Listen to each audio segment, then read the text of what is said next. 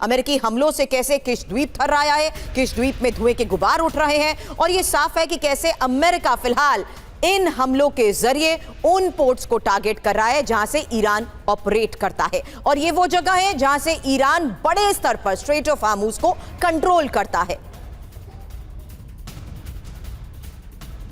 America का Iran पर एक और बड़ा हमला हुआ है, इसकी तस्वीर भी आप तक पहुंचाएंगे। चाबहार के कोनारक में दागी गई है मिसाइल। कोनारक में अमेरिका ने 4 मिसाइलें एक साथ दागी हैं। अब देखिए दायरा बढ़ता जा रहा है। चाबहार के कोनारक में मिसाइलें दागी गई। इससे पहले आपने तस्वीर देखी थी बंदर अब्बास की, वहां पर भी हमला हुआ है। केशम द्वीप पर भी हमले की खबर आई। हालांकि कोनार्क में हमले का एक वीडियो सामने आया है और इन हमलों के बाद आसमान में धुआं उठता दिखा है। अलग अलग जगहों पर हो रहे हमलों के बीच ये तस्वीर है कोनार्क से। तो ईरान में अमेरिकी हमलों की नई लहर भी देखने को मिल रही है। हमलों पर इरना के हवाले से बड़ी जानकारी आपको देते हैं। बंदर अब्बास में कई स्थानों पर मिसाइल अटैक हुए हैं। ये देखिए तस्वीर, हम आपको दिखा भी रहे थे कहां कहां हमले हुए हैं। अमेरिका के हमलों की ये तस्वीरें हैं और ये बंदर अब्बास की तस्वीरें हैं। देखिए कैसे मिसाइल अटैक यहां पर होता है, एक के बाद एक धमाकों की आवाज सुनी गई है और तस्वीरें भी देखने को मिली हैं।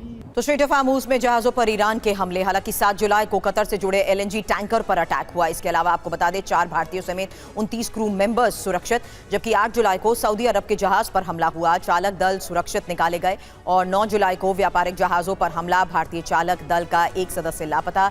जहाज में मौजूद 8 लोग बचाए गए। जबकि 12 जुलाई साइप्रस के झंडे वाले शिप पर हमला हुआ। जहाज पर 11 भारतीय नाविक सवार थे, 10 को बचाया गया, 1 भारतीय लापता हुआ। 13 जुलाई UAE के 2 तेल टैंकर पर हमला। मिसाइल हमले में 1 भारतीय की मौत हुई है, 6 भारतीयों समेत 8 लोग इसमें घायल हुए हैं। अब अब्बास सर सवाल आपसे, क्योंकि स्ट्रेट ऑफ हार्मुज को लेकर डोनाल्ड ट्रंप बड़े ऐलान कर रहे हैं। ये टाइमलाइन इन हमलों की इसलिए भी रखी है क्योंकि अमेरिका बड़े स्तर पर पूर्ण रूप से हार्मुज की नाकेबंदी की तैयारी कर चुका है और ये कह रहा है कि अब पूरी तरीके से उसी का कंट्रोल होगा।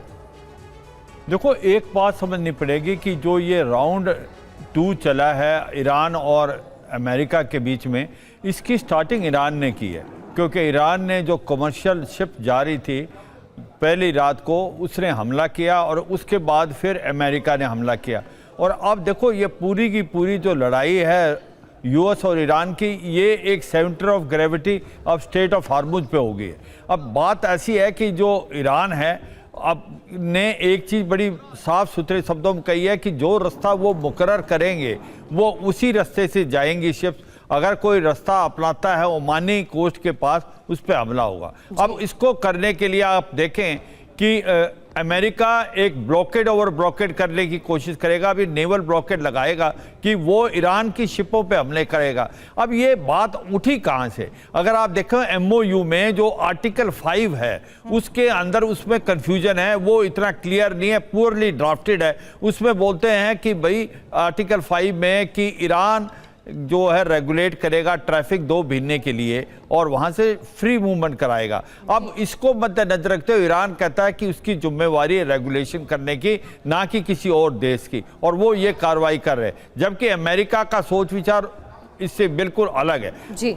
असलियत क्या हो रही है? असलियत अब क्या हो रही है? अब ये ऐसा लगता है युद्ध स्पाइरल आउट ऑफ कंट्रोल हो सकता है। दोनों तरफ से बहुत बड़े हमले हो रहे हैं। अमेरिका क्या कर रहा है? अमेरिका वो साइट्स जो कि इंटरफेयर कर सकते हैं स्ट्रेट ऑफ हार्मुज में, ईरान के स्पेशली सिरक में, कोनार्क में, बंदर अब्बास में, खर्क आइलैंड पे तक वो हमला करने की सोच रहा है अभी, और चाबार में उन पे हमला कर रहा है, रडार साइट पे, मिसाइल साइट पे उनकी, और उनकी जो कैपेबिलिटी है कमांड एंड कंट्रोल सिस्टम पे हमला। और अब ईरान क्या कर रहा है? ईरान ने 2 काम किए। ईरान ने एक तो पलटवार किया है, इसके अंदर जो मिडिल ईस्ट की जितनी भी बेसिस हैं अमेरिका की, स्पेशली बहरान, क्वात और जॉर्डन में, और दूसरा उसने क्या किया है कि पूरे स्ट्रेट ऑफ हार्मुज को ब्लॉक कर दिया है। उससे आप देखें 20% जो ऑयल होता था वो बंद हो गया। 138 के करीब जो शिप जाती थी, आज 0 शिप जा रही है। एक दूसरी बात आपने बहुत अच्छी बोली, हौती रेबल भी बहुत ज्यादा अभी सक्रिय हो रहे हैं रेड सी के अंदर। अगर वो बंदर अब्बास को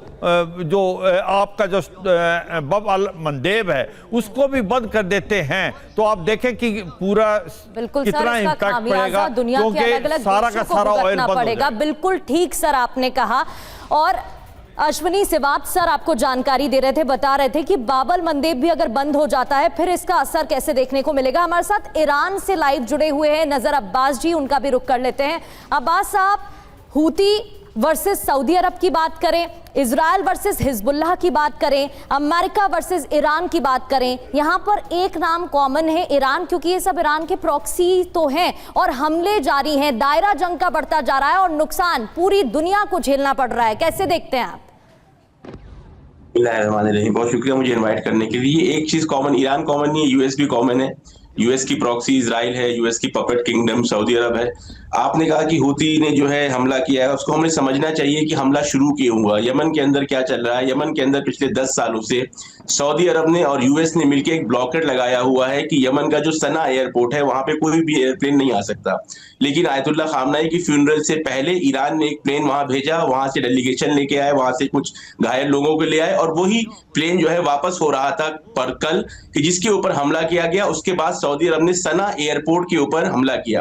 तो दुनिया ये देखती है कि अंसारुल्लाह ने जो है सऊदी अरब के ऊपर हमला कर दिया, लेकिन दुनिया उस वक्त खामोश रहती है जब 10 साल तक ब्लॉकेट लगा रहता है एक पूरे मुल्क के ऊपर। दुनिया गाजा के जेनोसाइड पे चुप रहती है, ब्लॉकेट पे चुप रहती है, लेकिन जब रिटेलिएशन में हमला किया जाता है तो उस वक्त जो है न्यूज बनती है। इसी तरह से ईरान के ऊपर भी हो रहा है। ईरान इस वक्त ने जो एमओयू का पॉइंट नंबर 5 था जिसका जिक्र किया, अभी यहाँ पे जिक्र हुआ कि ईरान का कंट्रोल होना है स्ट्रेट ऑफ हुर्मुज पे। ईरान यहाँ पे उसने क्लियरली ये बात कही थी कि हमारा कंट्रोल रहेगा, हमारे कोऑर्डिनेशन से यहाँ से चिप्स निकलेंगे, क्योंकि ये हमारी नेशनल सिक्योरिटी का मसला है, नेशनल सिक्योरिटी का इशू है। इस पूरे रीजन के अंदर यूएस के हवाला देते हुए डोनाल्ड ट्रंप कह रहे हैं कि अब वो गार्डियन बनेंगे। जी, डोनाल्ड ट्रंप की बात कोई सीरियस अगर लेता है तो मुझे ताज्जुब होता है। डोनाल्ड ट्रंप इतने उल्टे सीधे बकवास बयान पहले दे चुके हैं। वो कह चुके थे कि ईरान की आर्मी, नेवी, एयर डिफेंस सब कुछ खत्म हो चुका था और कल आके बयान दिया कि उनके पास बहुत जबरदस्त राडार था, उनके पास बहुत जबरदस्त एयर डिफेंस था। तो ये कॉन्ट्राडिक्टरी बयान देना तो ट्रंप साहब की जो है खुसूसियत है, उनकी पहचान है। लेकिन ईरान की नेशनल सिक्योरिटी के लिए जरूरी है कि स्ट्रेट ऑफ हुर्मुज से गुजरने वाला हर शिप जो है ईरान के कोऑर्डिनेशन से गुजरे, क्योंकि ये जो गल्फ की कंट्रीज हैं, कतर, बहरीन, यूएई, कुवैत, ये सब अभी भी यूएस का सपोर्ट कर रहे हैं। देखिए जितने भी हमले हो रहे हैं उनमें कुवैत का, जॉर्डन का, यूएई का, बहरीन का हाथ है, डायरेक्टली इन्वॉल्व है। और आपने खुद बताया कि सिविलियन एरिया पे ऊपर भी हमले किए जा रहे हैं ईरान के अंदर। तो ईरान के लिए बहुत जरूरी है कि दोबारा इन यूएस बेसिस के अंदर बड़े बड़े रडार्स ना पहुंच सके, बड़ी मिसाइलें ना पहुंच सके, इसलिए जरूरी है कि ईरान ठीक है, अनक्लॉज के मुताबिक तो ये जायज नहीं है। देखिए, दो तरह की बात है। मैं यहाँ पे एक चीज साफ करना चाहता हूँ। एक होता है जिसकी लाठी उसकी भैंस। जब हम यूएस की बात करते हैं तो हम कहते हैं माइट इज राइट, तब हमारा परसेप्शन होता है कि यूएस जो भी चाहे वो करे, वो सही है। अभी बयान हो रहा है कि 10 से ज्यादा शहरों के ऊपर यूएस ने अटैक किया। किस अधिकार से, किस नैतिक अधिकार से अटैक किया है? किसने अधिकार दिया था यूएस को 28 फरवरी को आके सुप्रीम लीडर को मारने का और यहाँ पे हमले करने का? लेकिन जब ईरान रिटेलिएट कर रहा है, जब जंग चल रही है, ईरान अपना सारा साम दाम दंड भेद से काम लेते हुए अपनी नेशनल सिक्योरिटी को इंश्योर करेगा। वो इंश्योर करेगा कि दोबारा बंदर अब्बास, चाबहार और बूशहर जैसे शहरों पे हमले ना हो। अमेरिका के अंदर ये ताकत नहीं है कि अपनी सरजमीन से, अमेरिका के अंदर से बैठ के डोनाल्ड ट्रंप तो फिलहाल एक बार फिर से न्यूक्लियर प्लांट्स को टारगेट करने का ऐलान भी कर चुके हैं।